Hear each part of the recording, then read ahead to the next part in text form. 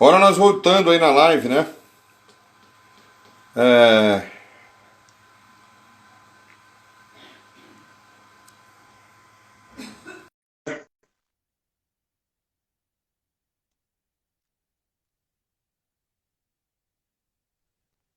E olha só, Ah, eis que surge, Dona Tânia. tudo, Temos que tudo deixar bem? esquentar um pouco os motores aí, Tânia, porque a gente tinha 40 e poucas pessoas acompanhando, então assim, tem oito, acho que o pessoal está entrando agora na live de novo, né?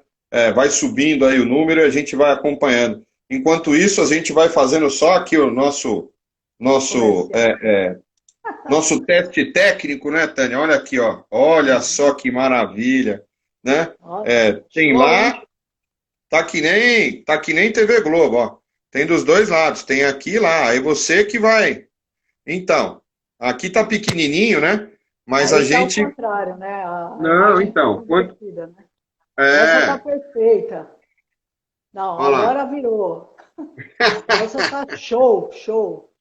Então, conforme você for pedindo detalhamento, Tânia, a gente já vai posicionando para você aqui o que você quiser que a gente faça. Ó, dá para a gente acompanhar, dá para colocar um zoom aqui no que você precisar, tá bom?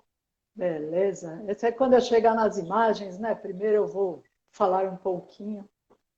Isso. Agora que o calado não está ouvindo, viu? Aquele mau costume. A gente fala bem das pessoas quando elas não estão, né? Então, É, mais ou assim, menos. é. Então, lógico que na hora que você também não tiver, a gente vai falar bem de você, viu, Tânia? Tá Não bom, mas tenha eu vou dúvida ficar disso. olhando lá, sapeando. Vou espiar.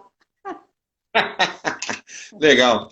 Tânia, deixa eu, Oi. antes de começar qualquer coisa, eu quero apresentar você, porque as pessoas não conhecem muito assim a carreira de Tânia Ambrosevicius, né? E aí Isso. vamos lá, aproveitando que nós já estamos esquentando, aí já está com 17 pessoas entrando na nossa live de novo, né? E subindo, o número subindo, maravilha, a gente chegou ao número de 50 pessoas acompanhando. Acho que a gente volta daqui a pouquinho a ter esse número de novo, né? Eu falei 5 minutos, aí acabou entrando mais rápido aí na live, a gente já vê essa ligação. A Tânia Ambrosevicius, certo? Até Isso. lembrava, Tânia, você tem mais um nome, né? Não é só Tânia Ambrosevicius, né? É Tânia Ambrosevicius de Camargo. Ah, tá vendo? Eu não quis arriscar, né? Porque o Ambrosevicius sempre fica muito forte da gente lembrar, né?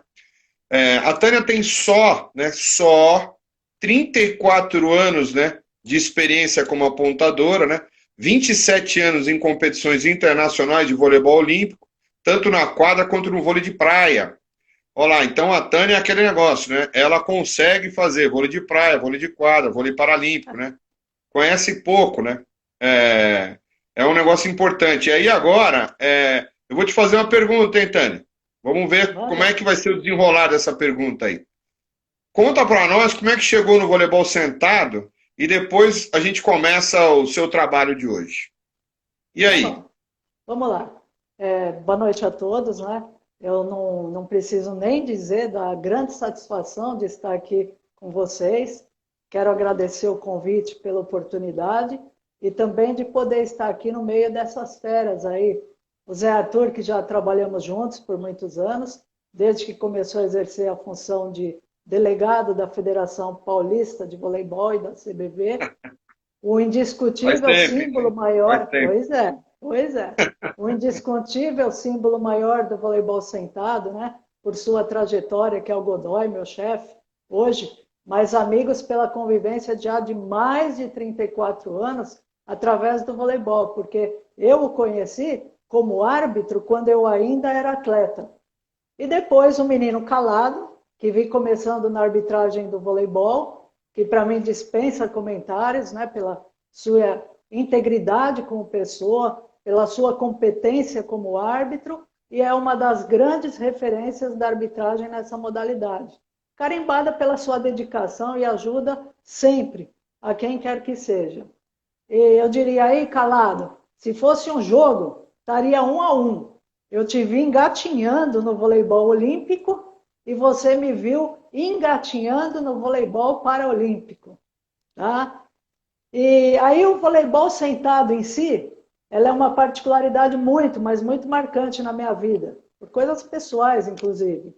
Quando eu recebi o primeiro convite, eu tive resistência, não queria ir, porque eu tinha outras visões, própria de quem vive, né, no mundo quadrado, dentro de uma caixinha.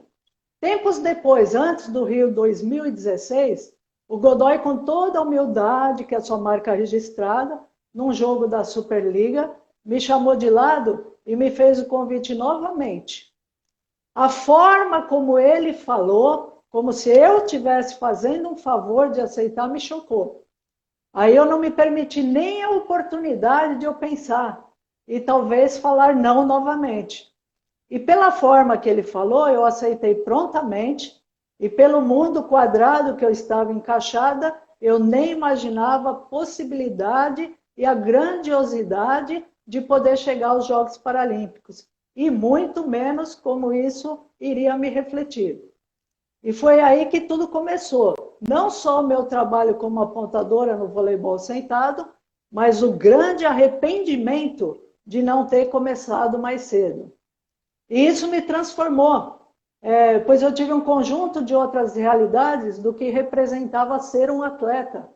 Hoje eu vejo, né, que ser um atleta de qualquer modalidade significa a superação em todos os sentidos, emocional, física, além de uma constante dedicação em busca dos seus objetivos. Assistir a um jogo é sempre um show. São horas, dias, meses, anos de treinamentos. Entram as dores físicas e emocionais, tudo assinalado pela superação. Então eu passei a amar esse complemento. E hoje carrego a certeza de que eu não estava fazendo nenhum favor para o Godoy, mas ele que me favoreceu muito. Então, para finalizar a apresentação pessoal, eu digo que eu não tenho como pretensões de buscar mais glórias ligadas a alto nível. Eu já as conquistei. Meu universo está perfeito. Eu sou feliz assim. Eu continuo atuando nas 3 modalidades. Estou aproximando da etapa final de um ciclo em função do regulamento dos árbitros. Tempo que eu não sei estimar, mas eu continuarei aqui para colaborar sempre, porque a gratidão, essa palavra gratidão, ela faz isso, ela faz mágicas. Eu sou um soldadinho hoje a postos para qualquer momento que precisar, seja ele bom ou ruim. Só quero estar junto com todos, acreditando que a nova geração será da linha de boas posturas, competências, com respeito às hierarquias e muita vontade de crescer sempre no trabalho em equipe, porque ninguém faz nada sozinho. Até lá, eu vou continuar me empenhando para tentar manter o nível que alcancei, mas sem perder o foco no meu objetivo de vida, que agora independe da modalidade, que é me tornar cada dia uma pessoa melhor do que eu fui antes. E é isso Que aí. maravilha, hein? Vamos ao trabalho aí, né? Que maravilha, hein, Tânia? Você sabe que uma pessoa, uma excelente pessoa você já é. Eu estou imaginando como é que vai ser uma Tânia melhor, né? A gente Vamos tem ver. que melhorar. Então, Vamos ver como é que anda essa trabalho. história da Tânia melhor. Então vamos lá, Tânia, vamos descobrir seus segredos agora. Não, Os agora vamos ao segredos da trabalho. Tânia Apontadora. Vamos lá. Agora você me coloca a primeira imagem, por favor. Vamos. Porque ó, essa imagem, na verdade, vocês estão vendo lá o logo, ela vai me ajudar a mostrar a grande diferença do trabalho do apontador olímpico com o apontador paralímpico. Essa diferença está relacionada mesmo com os jogadores classificados, como o André Calado falou, de VS1 ou VS2. Observa nessa súmula que ele está mostrando aí, que é a súmula nacional da CBV. É a súmula de jogo, que tem o logo da entidade lá em cima, CBV, e na parte de baixo em amarelo tem um espaço que é a relação nominal. Muito bem. Agora vamos para a próxima súmula, que seria a súmula da CBVD. Olha aí, o logo específico, né, da CBVD, A grosso modo, são idênticas, parecem idênticas, mas não são. Naquela parte da relação nominal que o Zé está me mostrando aí, tem uma coluna a mais do que a outra súmula da CBV. Então, essa é a única e a mais gritante diferença entre os dois trabalhos. Próximo slide. Ops, fui para o lado errado. Nessa nós vamos aproximar a coluna, que é aí que começa, tá bom aí para visualizar, é onde começa o trabalho diferente, né, do voleibol olímpico do paralímpico. No quadro das equipes, vem uma coluninha a mais. Essa coluna é para registrar a classificação de cada jogador, se ele é VS1 ou se ele é VS2. Quando nós vamos preencher a súmula, nós já estamos de posse da relação nominal que vem dos técnicos. Aí nessa relação nominal de cada equipe, vem os dados da comissão técnica, quem é o capitão, quem são os líberos, se houver, se são líbero 1 ou líbero 2, aí o número do jogador, o nome do jogador e, finalmente, a classificação de cada jogador, que é essa coluninha aí, que é ou VS1 ou VS2. Próximo. Ao registrarmos todos os jogadores, entra o conhecimento sobre a regra em relação a eles, tá? Em função dos registros, são duas regras, Calado até mencionou. A primeira é que uma equipe é constituída por no máximo 12 jogadores e dentro desses 12 jogadores pode incluir no máximo 2 jogadores classificados como VS2. E a outra parte da regra é que pode ter 2 jogadores classificados como VS2 na relação, mas em quadra a equipe só poderá ter um jogador VS2. Repetindo, pode ter 2 VS2 na relação nominal, mas somente um VS2 em quadra. Essa classificação, ela não tem nada ou nenhuma relação com a função do jogador. Então, nesse exemplo da figura aí, que tem 4 colunas, vocês vão poder observar o seguinte. Na primeira coluna, a equipe pode não ter nenhum jogador VS2.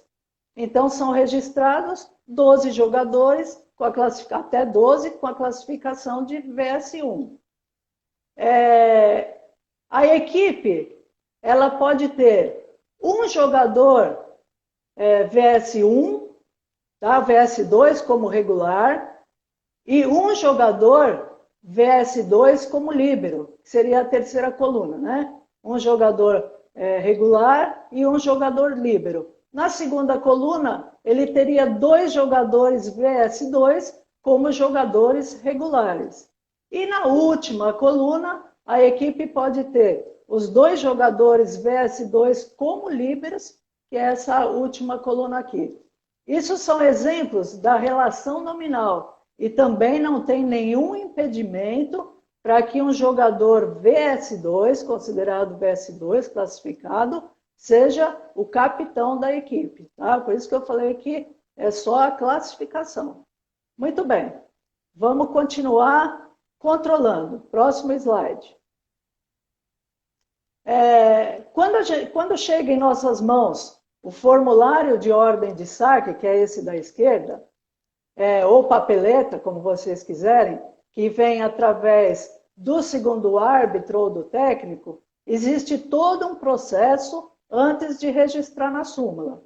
Primeiro, nós verificamos se tem algum jogador repetido na papeleta.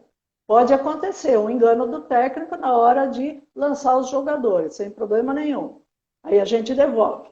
Segundo, verificamos se tem apenas um jogador classificado como VS2 na formação inicial, que são os jogadores que estarão em quadra. Lembra? Pode ter um jogador VS2 em quadra. Terceiro, checamos através da papeleta se todos os jogadores que estão na formação inicial também estão registrados na súmula. E, por fim, o último processo, o quarto, com tudo ok, é que lançamos a formação inicial no quadro dos sets, depois de toda essa checagem. Muito bem. Próximo. Uma aguinha, patanha. Ixi, eu acho que nós não temos mais aqui, não. Nessa que você mandou hoje para mim. Nessa que você mandou, termina por aqui. Essa foi que veio hoje. Muito bem. Mas Então, termina aí mesmo. Aí vem o complemento.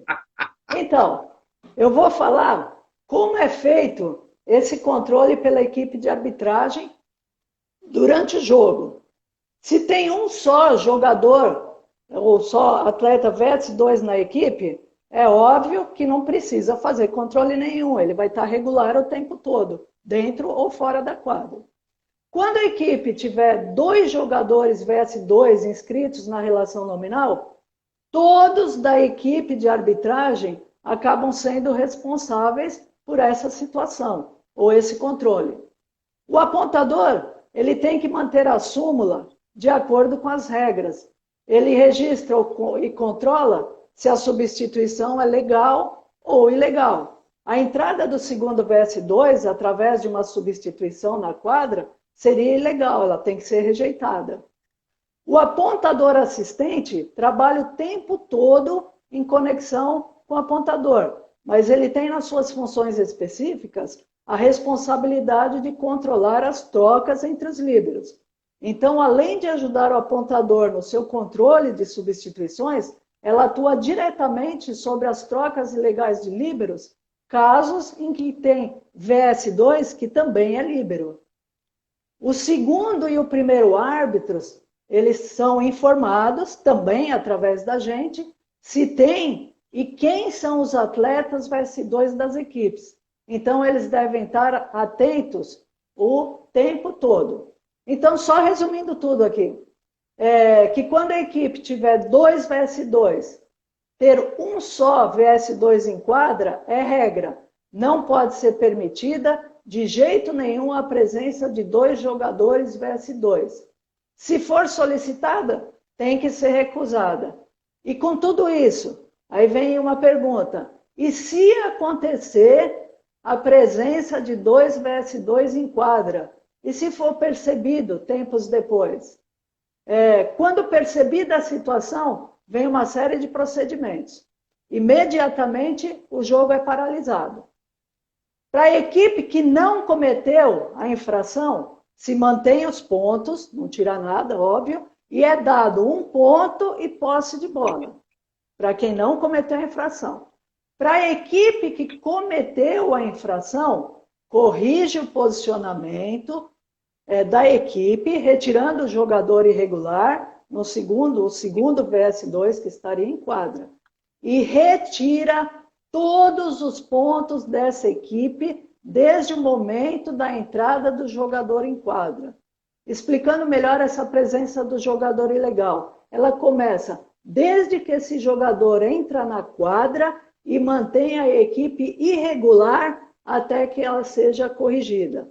Ou seja, ela pode custar para a equipe infratora 1 ponto, muitos pontos, 1 set, mais que 1 set e até um jogo de acordo com o momento que ele for descoberto. Deixa eu só fazer uma pergunta, Tânia. Aproveitando aí que você está nessa explicação aí para a gente, super, super válida, né? Porque não é uma coisa muito comum de acontecer, né?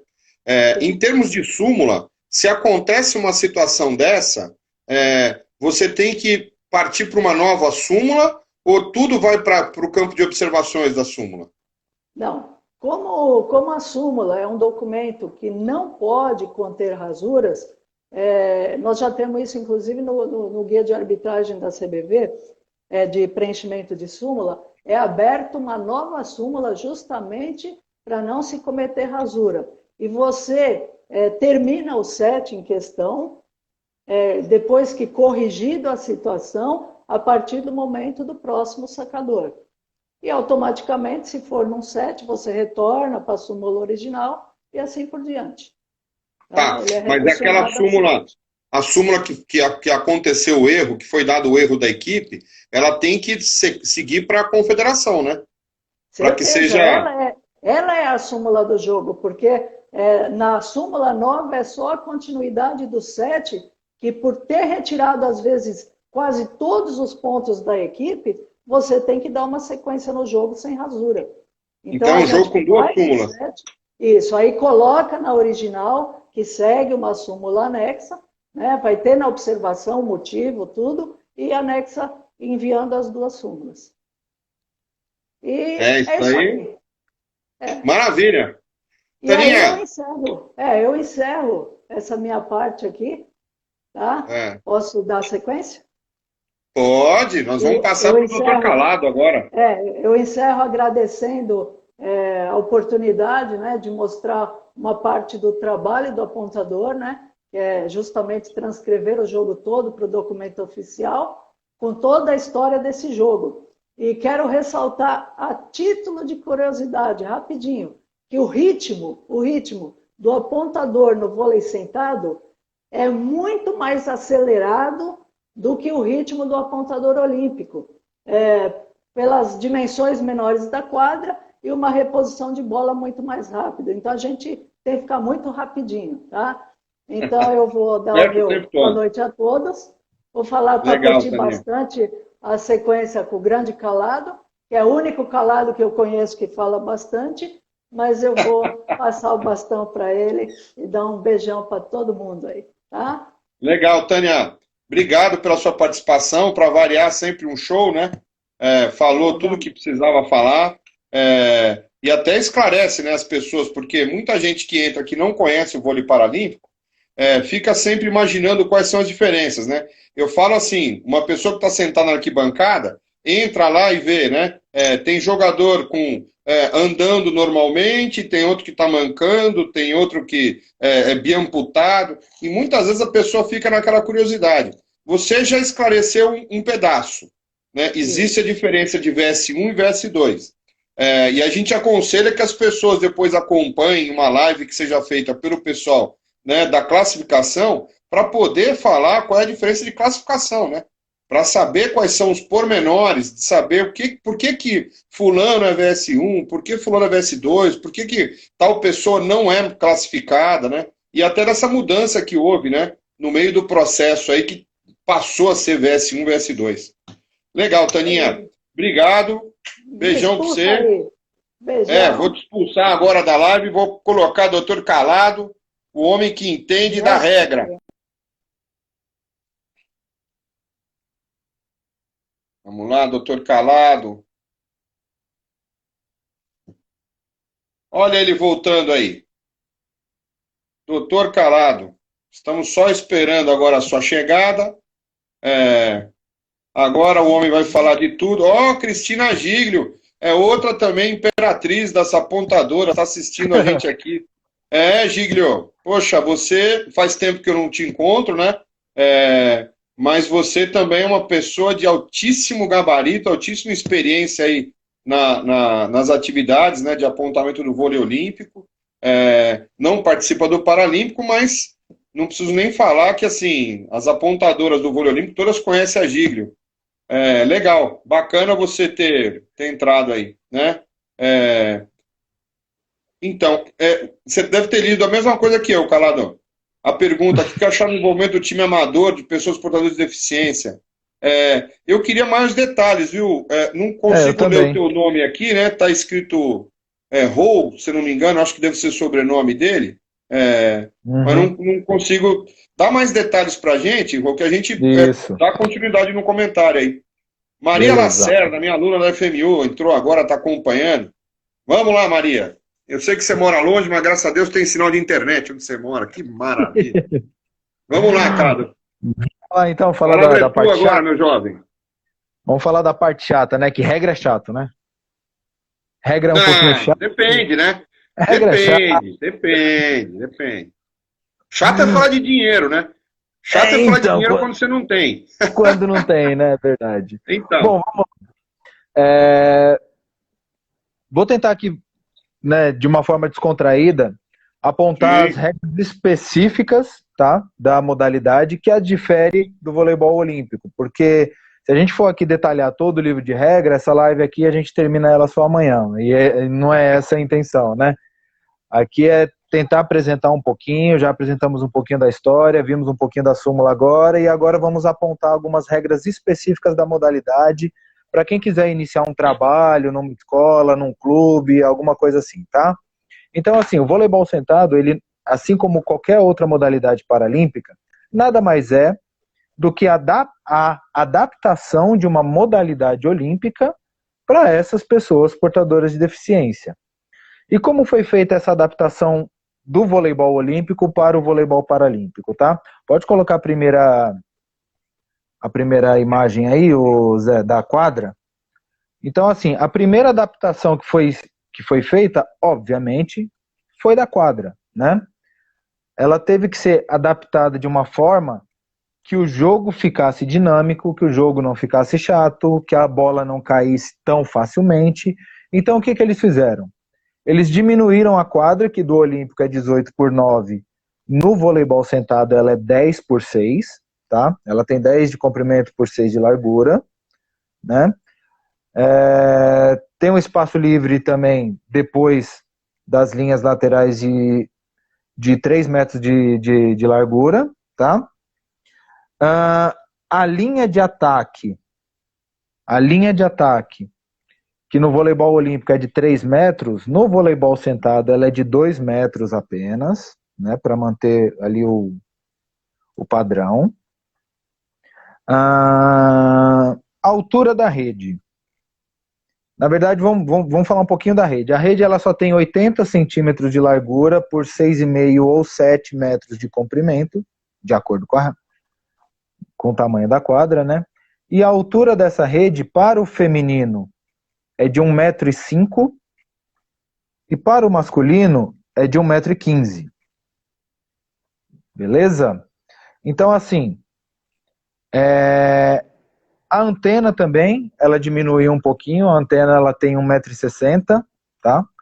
80 centímetros que fica ali na rede, com mais 80 centímetros que passa além da rede. E o poste de sustentação, né? Que tem 1,25 m. Tá aqui, tô achando aqui a regra. O postes ali que sustentam a rede, eles têm 1,25 m. Então, tudo foi adaptado, óbvio, para que os atletas joguem sentados. Beleza? Então, vamos lá.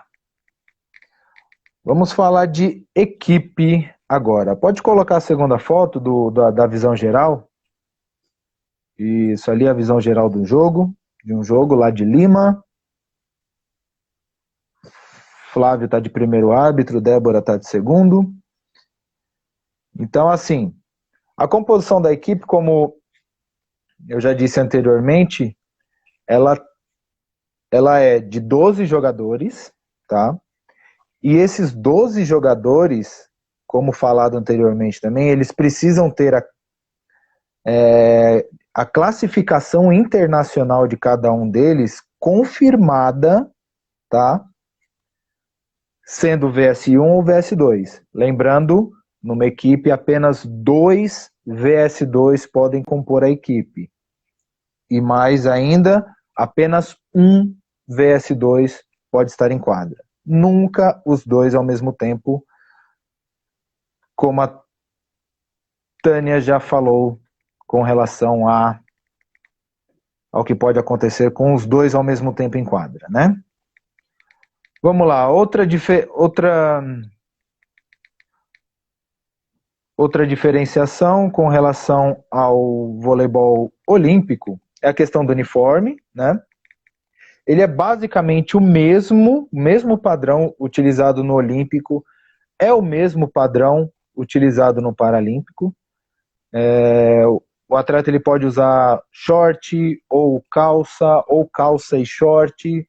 O importante é que todos da equipe mantenham o mesmo padrão e não pode ter nenhuma espécie de acolchoado embaixo onde senta, né? Para que ele não obtenha uma vantagem, né, na sua altura, sentando em cima de algo que possa ser um pouco mais espesso, né? Tudo isso é inspecionado anteriormente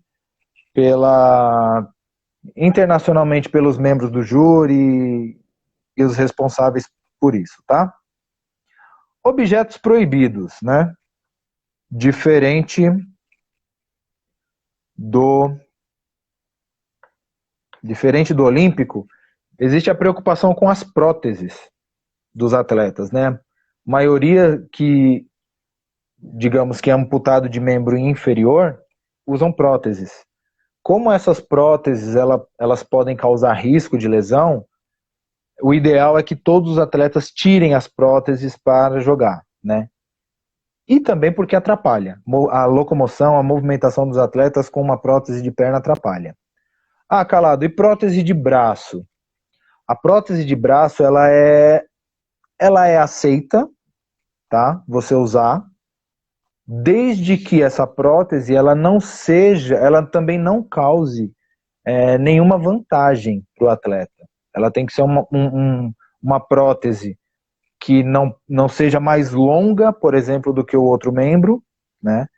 E também que ela não cause nenhuma vantagem para o atleta para usá-la. Mas pode ser usada a prótese de braço também.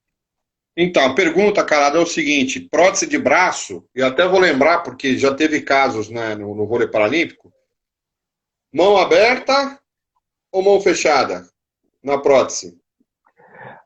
Aí é uma boa pergunta. Aí quem vai decidir é os membros do júri. Eles que vão avaliar essa prótese para ver se a mão aberta ou a mão fechada vai proporcionar algum tipo de vantagem para esse atleta, né? Como eu falei, não é a arbitragem que vai acabar avaliando a prótese do atleta para ver se dá alguma vantagem ou não. Vai ser o próprio fisioterapeuta da classificação, vai ser os membros do júri quando tem. Não é a arbitragem que acaba se envolvendo com isso. Quando o atleta chega com essa prótese na quadra para jogar, já veio, né? Já veio com a autorização de alguém. Então, assim, é um assunto que eu não consigo falar com certeza. Tá entendendo? Eu já apitei jogos de atletas que não têm o membro superior e jogou sem prótese, como também já apitei jogos de atletas que não têm o membro superior e jogou com prótese. Então, assim, quando chegou autorizado. Então, vamos pro jogo. É assim que funciona. Legal. Porque pode ter aquela situação do cara passar né, Isso. com uma prótese lá na reunião com o classificador, e aí quando chega na quadra, trocou a prótese, né? Tá com a mãozona lá, né? Maior do que a mão normal e com a mão aberta, assim, já em forma de bloqueio, né? Tem umas próteses de membros superiores que é em forma de concha. Assim, ó, é como se fosse uma concha, né? Não é nem dedo, nem nada, é uma concha. E já jogou. Tem um atleta, se eu não me engano, dos Estados Unidos que usa uma prótese dessa.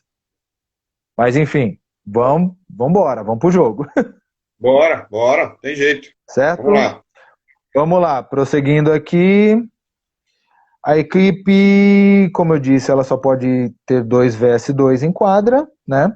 Podendo até correr o risco de se tornar incompleta no meio de um jogo, por ter que substituir, executar alguma substituição, ou ter apenas 6 atletas, sendo no momento do jogo que só tenham 2 vs 2. Não se pode, mesmo que por uma substituição excepcional, algum caso excepcional, não se pode ter 2 vs 2 em quadra em nenhum momento.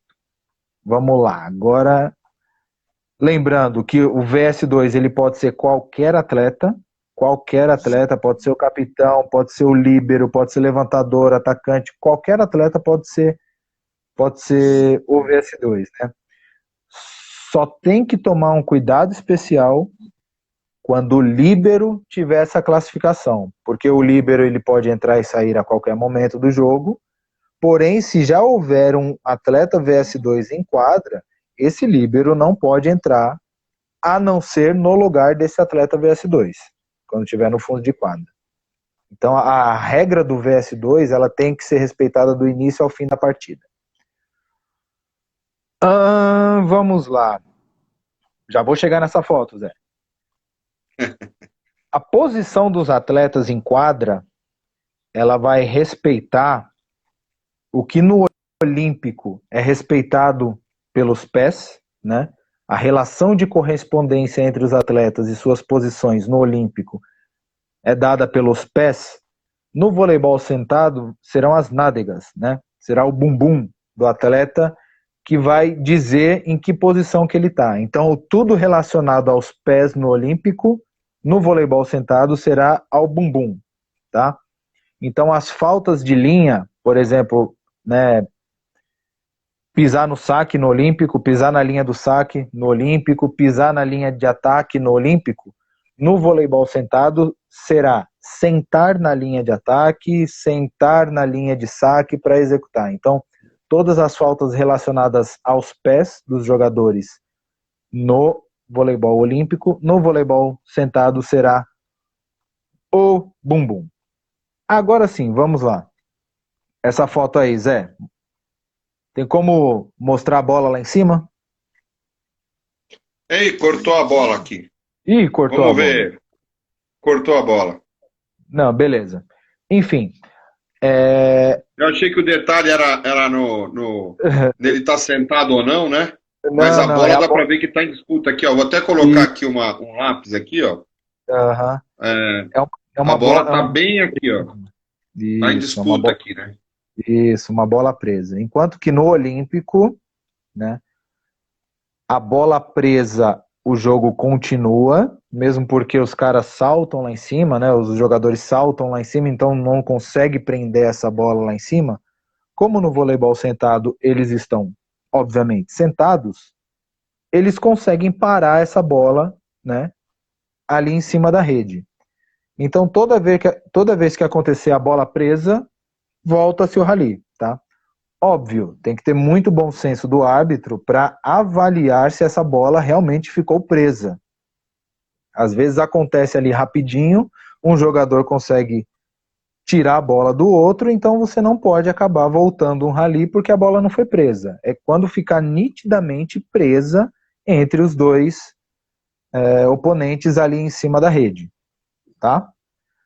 Vamos lá, deixa eu ver qual que é a próxima regra aqui. Agora vem a tal famosa regra de lifting. Já vou explicar, tá? Vamos lá. Lifting é uma falta que só tem no voleibol sentado. No voleibol olímpico não existe, obviamente. O lifting nada mais é do que tirar completamente, tá, o bumbum do chão. Tirar totalmente as nádegas do chão durante a ação de jogo. Beleza? Então, assim, foi executar qualquer ação de jogo, tirou o bumbum do chão, é considerado lifting. A sinalização, deixa eu ver se consigo mostrar aqui para vocês. Sinalização de lifting, aqui. A mão de baixo se refere ao solo, a mão de cima se refere ao bumbum do atleta. Então você afasta a mão, essa é a sinalização de lifting, tá? Lembrando que para ser considerado lifting, tem que tirar completamente o bumbum do chão, totalmente. Essa foto, por exemplo, que está aparecendo aí para vocês, se vê nitidamente que tem uma nádega no chão e a outra não está no chão. Então, essa é uma jogada legal. Ela não é considerada lifting, tá? Próxima imagem, por favor. Essa também é uma jogada legal, porque o quadril dela continua no chão, independente se de lado, de sentadinha ou deitada assim, é uma jogada legal também, tá? Próxima imagem. E aí, o bumbum do rapaz ali tá lá para cima. Essa jogada é legal ou não? Para isso, vou voltar um pouquinho aqui na definição da falta de lifting, tá? Lifting, a parte do corpo do jogador entre as nádegas e os ombros, que perde o contato com a quadra durante a ação de jogo. Então, qualquer parte do corpo entre a nádega e o ombro, seja de frente ou de costa ou de lado, se qualquer parte continua no solo, a jogada é legal, tá? Então, nessa foto aí, independente se ele está, né, deitado ali de frente, tentando recuperar essa bola, a jogada também é legal, tá? Ela não é considerada lifting porque tem uma parte do tronco ali no chão, ok? Próxima foto.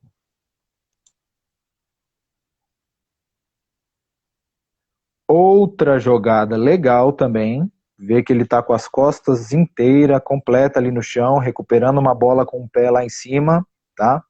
Então tem alguma parte entre as nádegas e os ombros que estão no chão. Jogada legal também. Deixa eu ver, próxima foto. Aqui nós vemos um lifting claro, tá? Numa ação de jogo, tá? Assim, suponho, né, que o atleta ali ele está levantando, está executando um levantamento dessa bola. Levantamento é considerado uma ação de jogo, é o ato de jogar a bola. E toda ação de jogo que ele perde o contato das nádegas, de qualquer parte entre as nádegas e o ombro, é uma falta de lift. Essa é uma jogada ilegal. Essa foi lifting. Deixa eu só ver a próxima foto, Zé. Então, aqui também,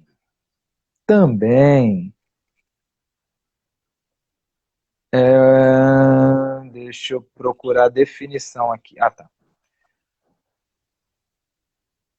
Na parte do lifting, né, mudou-se um pouquinho a regra do lifting da defesa quando ele acontece na zona de defesa, tá?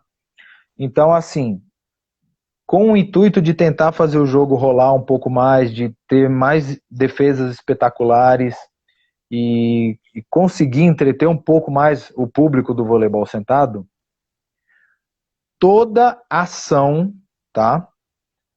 Toda ação que acontece na zona de trás, tá? Na zona de defesa, toda ação defensiva, onde a bola não esteja completamente acima do bordo superior da rede, o lifting é permitido, tá? Então, numa ação de defesa onde a bola não esteja acima do bordo superior da rede, o lifting é permitido, independente da altura que ele é feito, porém, ficar de joelhos, levantar, ficar em pé, não é permitido. Então, nessa imagem aqui, é nítido, apoiou o joelho, subiu, levantou para tentar pegar a bola. Independente se essa bola está abaixo do bordo, acima do bordo, o simples fato de ter colocado o joelho no chão para dar o impulso, essa jogada é ilegal. Por quê? Ele teve vantagem. A vantagem foi muito grande. Por isso que é proibido ajoelhar e levantar. Calado, lifting é só na ação de jogo. Eu ouço essa pergunta sempre. E no deslocamento? No deslocamento não se pode marcar lifting. A não ser que o seu deslocamento não tenha sido feito de uma forma natural, né, sentado, obviamente, e gerou uma vantagem muito grande para você conseguir chegar na bola. Porém, o lifting, esse lifting de deslocamento, por ter sido, né, por ter tido uma grande vantagem, só será marcado na ação de jogo. Então, acontece muitas vezes do jogador executar um deslocamento faltoso em lifting. Porém, quando ele vai executar a ação de jogo, ele está sentado. E aí é marcado o lift, aí ele vira para a arbitragem e fala, mas eu estou sentado. Porém, o deslocamento dele foi faltoso. Tá? Isso vai do árbitro, o árbitro que vai julgar o deslocamento dele, mas o lifting não é do deslocamento, não é da ação, nesse caso. Ele vai ser do deslocamento, porém só pode ser apitado na ação. Certo? Mas isso vai gerar polêmica de qualquer maneira, né? Ixi, muita, Zé. Muita, muita. Como a gente brinca no linguajar de voleibol, vai chover na quadra. Vai chover e chove direto mesmo. Mas é por quê? Porque o pessoal não tem, às vezes, o conhecimento, né? Os jogadores, os atletas, as comissões, às vezes não têm o conhecimento que o árbitro tem. E também não corre atrás para saber, né? Vamos lá. Essa ação aqui, dessa foto, ela precisa ser analisada, né? Porque, primeira coisa, a gente não sabe em que altura está a bola, eu suponho que ela não esteja completamente acima da rede. E, aparentemente, pela foto, o jogador está tentando recuperar a bola, ele está tentando executar uma ação defensiva, tá? Então, assim, olhando essa foto desta forma aí, dessa forma, eu acredito ser uma jogada legal, desde que ele esteja na zona na zona de defesa, tá? E a bola não esteja acima do bordo superior da rede. Ele está em lifting, mas a impressão que dá é que ele está tentando recuperar a bola, ele está tentando defender essa bola e impedir que ela caia ao solo, né? Então, para mim, essa é uma jogada legal. Vamos lá, próximo. Agora vamos antes de chegar... Acho que tem uma antes, não tem, Zé? Não. Essa foi direto. A de saque não foi? O lifting de saque? É na próxima. Ah, então acho que inverteu. Essa aqui? Beleza, isso, essa primeiro. Bom, antes da gente chegar nos liftings das ações, a penetração sob a rede, ela é permitida por qualquer parte do corpo, tá? Independente de qual parte do corpo, bumbum, mão, pé, porém não pode interferir no jogo do adversário. Então, invadir por baixo da rede é permitido desde que você não atrapalhe ou não interfira no jogo do adversário. Tá? Outra regra que é diferente do voleibol olímpico, tá? É o toque na rede, onde no voleibol olímpico voltou-se a marcar, né, como infração todo e qualquer toque em qualquer parte da rede. No voleibol sentado, continua-se na regra antiga. Só é toque na rede, tocando no bordo superior da rede. Ou se você usa a rede para se estabilizar numa jogada, né? Puxa a rede, ou se apoia na rede de forma intencional para conseguir executar a ação de jogo. Beleza? Agora vamos lá. Saque. O posicionamento de saque, como é? O atleta ele vai ficar sentado para trás da linha, tá? Ele não pode estar sentado em cima da linha. Os pés, pernas, mãos podem estar dentro da quadra ou fora da zona de saque. Isso não tem problema nenhum, tá? Ele não pode estar sentado em cima da linha. E outra falta, talvez não muito comum, é a falta de lifting no saque. Você percebe aqui nessa foto que no momento do saque, no momento do golpe do saque, ela não está sentada. É nítido ver que os dois cotos dela, né, tá apontado para baixo ali. Essa dica quem me ensinou foi o classificador Rafael Proença. Os dois cotos dela estão apontados diretamente para baixo, o que faz o bumbum dela levantar ali. Então aí seria uma falta na execução do saque, uma falta de lifting do saque. Próximo, agora volta naquele do ataque. Isso. Aqui também, caso clássico, lifting do ataque, tá? No momento do golpe de ataque, o jogador aqui número 8, acho que é do Cazaquistão. ele está em lifting e também não é permitido. É infração. Próximo. Isso. Olha o pesadelo, Lifting. né? Então. Olha o Irã aí. O Olha o Irã. pesadelo iraniano. Aí nós temos um lifting de bloqueio, tá? Mudou-se também um pouco a regra do lifting de bloqueio. Antes, o lifting de bloqueio só era marcado quando o bloqueio era efetivo, quando a bola tocava no bloqueio. Hoje, o simples fato de você tentar executar o bloqueio, mesmo que a bola não toque no bloqueio, já é considerado lifting. Então, nessa imagem aí, ó, mesmo que a bola não pegue em nenhum dos bloqueadores ali, como ela não está pegando, o jogador ali número 4, ele está em lifting e a infração teria que ser marcada. Se foi, eu não sei. Próximo.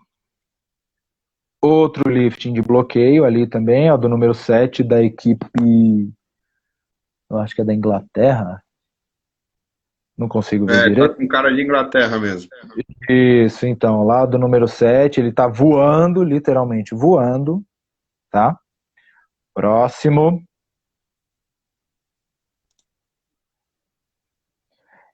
Esse aqui, desculpa, Gi, se você tá se você tá acompanhando a live ou não, ou tem alguém aí acompanhando a live, isso aqui acontece muito,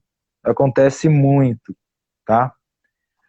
É um lifting de bloqueio onde a atleta, no caso a Gia, número 3, atleta do Brasil, ela tá sentada em cima do pé.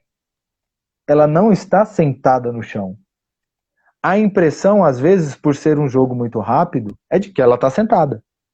Porém, se o árbitro não faz a movimentação correta que deve fazer, a gente vai falar um pouquinho da movimentação do árbitro ali no finalzinho, que já está acabando, ele não consegue ver e ele acaba sendo ludibriado por isso.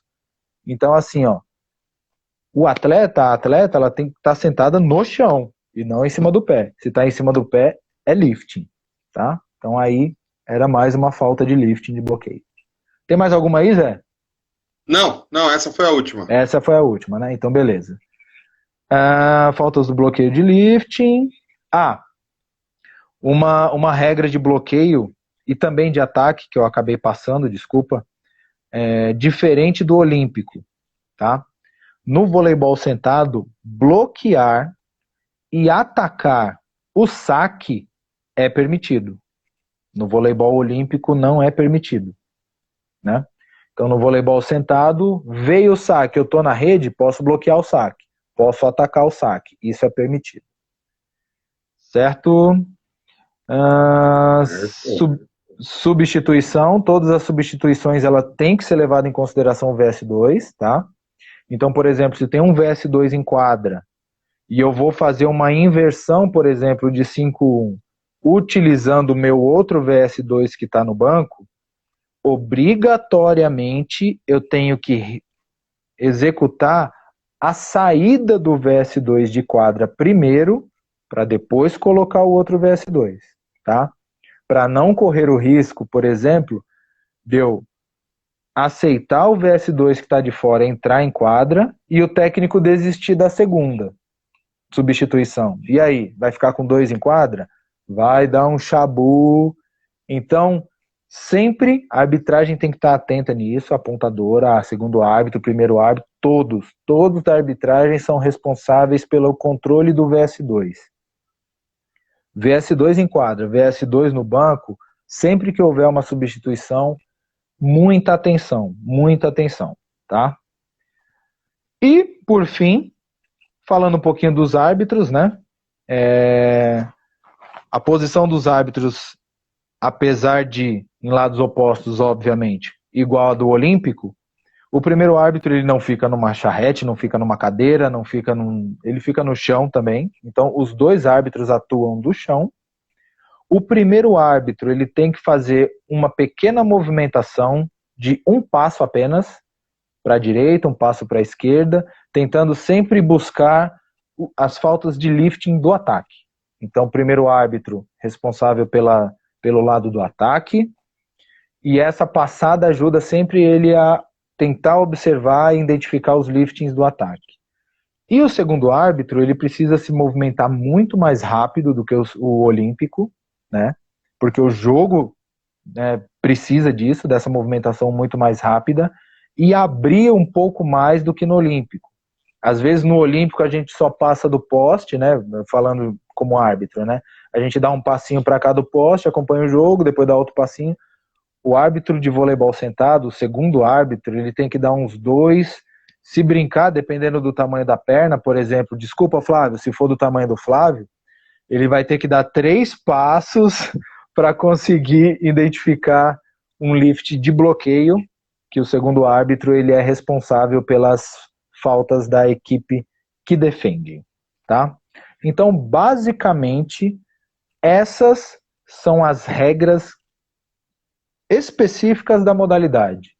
Tudo que não foi falado aqui é porque é igual do olímpico.